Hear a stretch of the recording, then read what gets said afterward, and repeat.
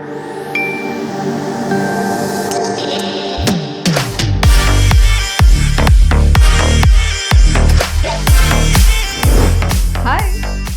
to Career Talks with Sri. My name is Sreevidhya Santhosh, and in this video, you're going to get entire information about NEET, National Eligibility Entrance Test. Who should write this examination? What is the eligibility criteria, exam pattern, fee structure, etc., etc. Make sure you watch the video till the end so that you get entire information about NEET examination. Hope you're all aware about this agency called NTA, National Testing Agency. If you're not aware, please make sure you visit their website, which is nta.ac.in.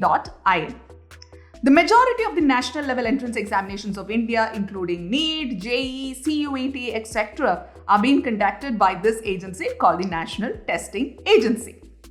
Now, when it comes to NEET examination, NEET gives seat for various courses in India, which includes one, obviously, it's MBBS, and then you have BDS, BAMS, which is Ayurveda, BSMS, which is Siddha, BUMS, which is Unani, and BHMS, which is homeopathic medicine. So you may be wondering, are these the only courses wherein you can get admission after writing NEET?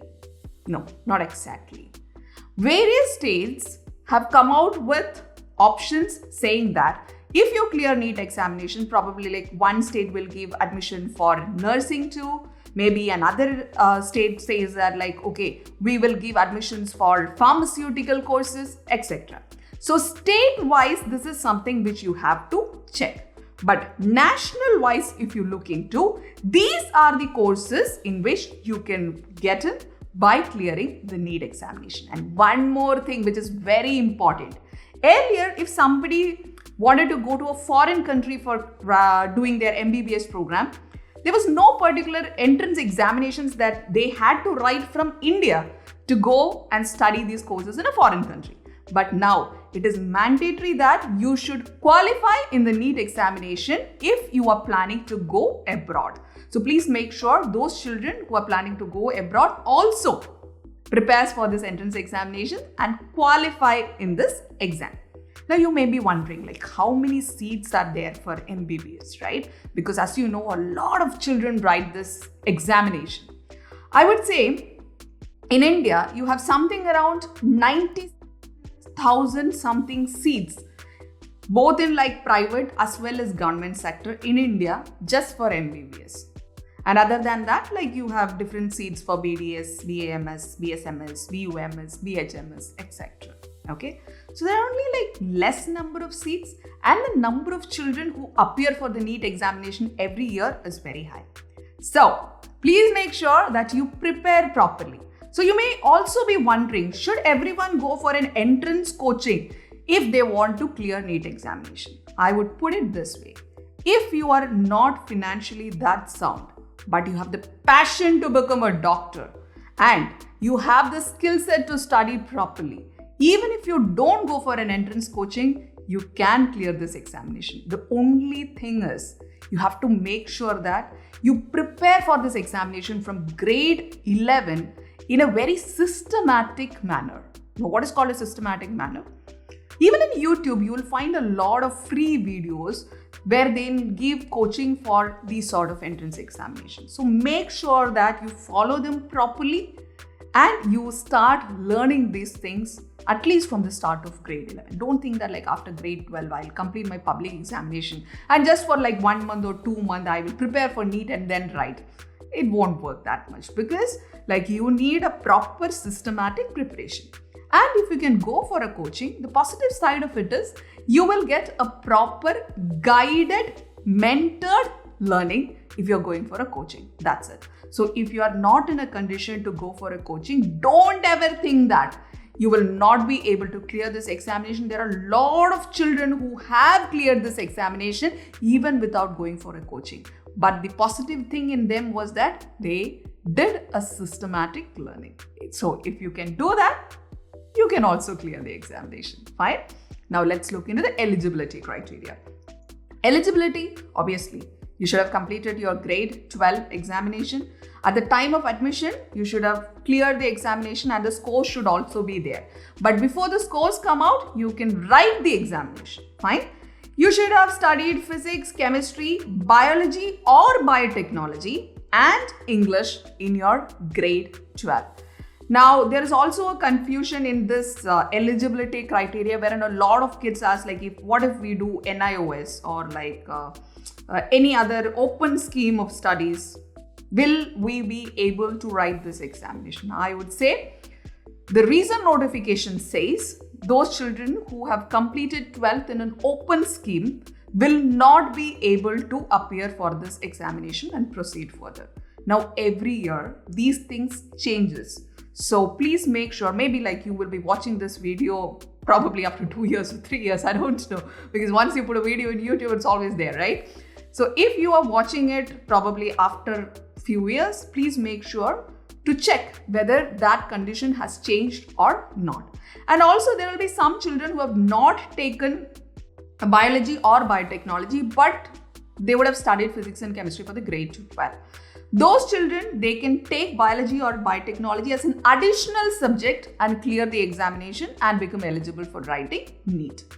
And one more thing, even if you're studying physics, chemistry and biology or biotechnology, please make sure that those subjects also have practical sessions. Fine, that is also another criteria that they have put forth.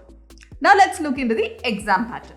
See, duration of this exam is 3 hours 20 minutes.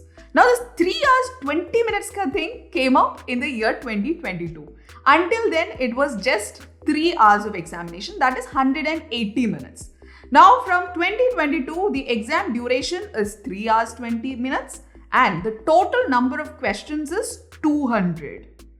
Until 2021, the total number of questions were 180. Now, if you see here, I've written 180 bar 200. Why did I write so? Because even though you have 200 questions in your question paper, you need to answer only 180 questions. Is it clear?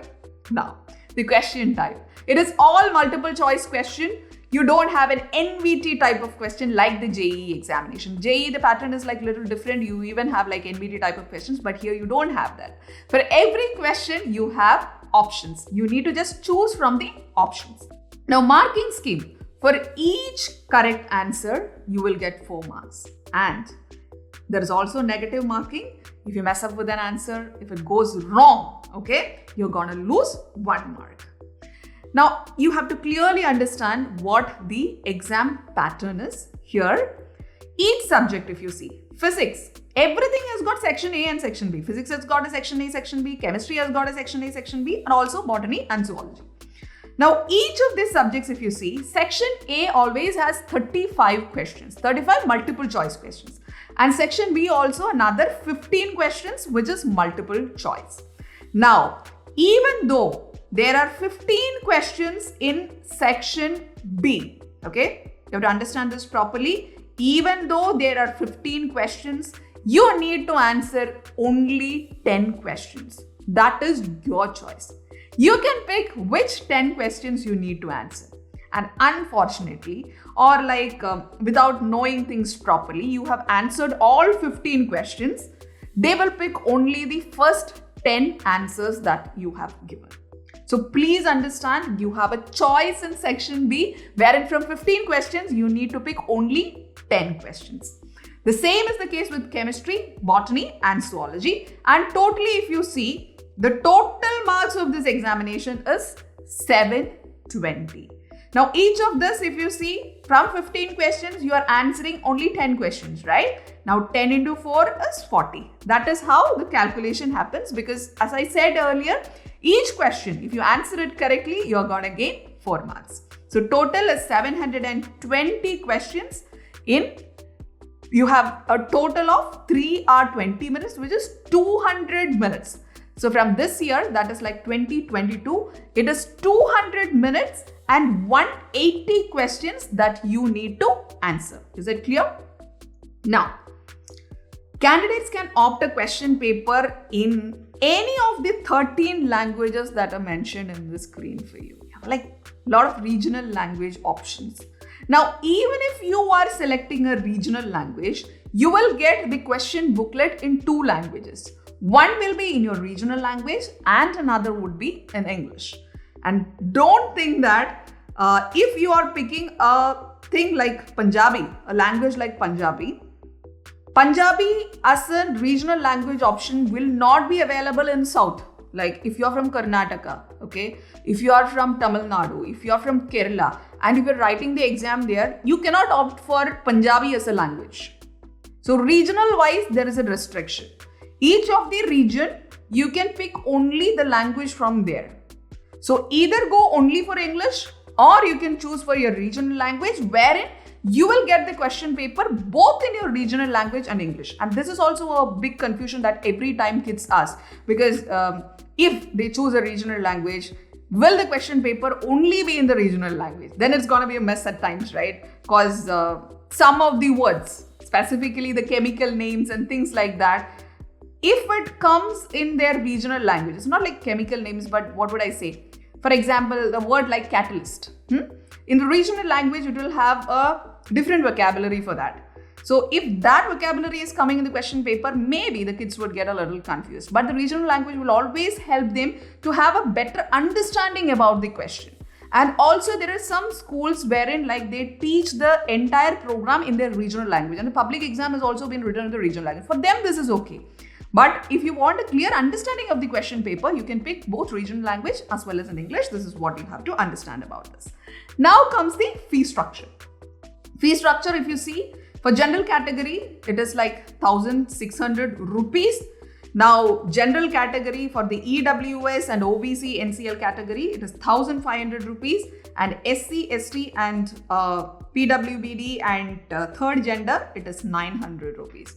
If you're planning to write the examination outside India, then your fees is going to be little higher. It is going to be 8,500 rupees. This is the fee structure for the NEET examination.